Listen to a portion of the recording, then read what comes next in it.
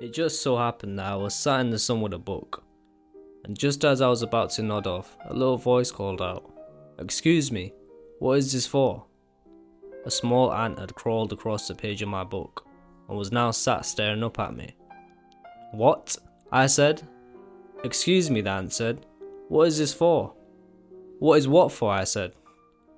"This great black and white expanse I'm standing on now." It tapped the book with its little black leg. "Look," I said, "you wouldn't understand even if I explained it to you."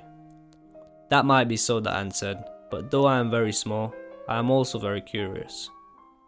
And I don't want to turn to dust having known nothing at all. So if you would please, what is this for?"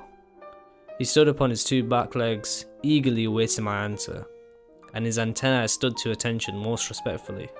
I said, "It's like this.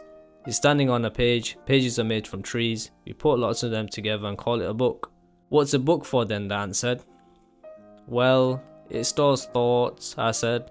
"That way we can transmit them to other people very far away." "How?" the ant said.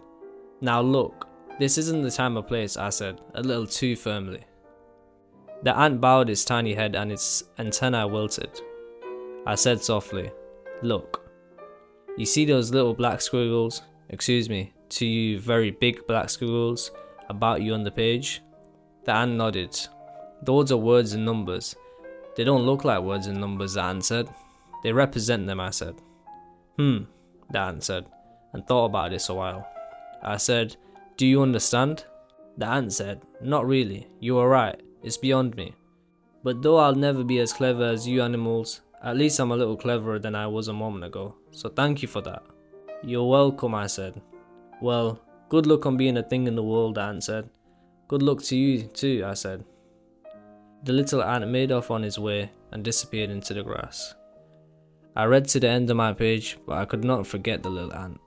Eventually I looked up from the book, to the trees, to the mountain, to the sky. The moon was climbing for the evening, birds were migrating in the distance. I called out, "Excuse me, what is this for?" "What?" came a booming voice from above.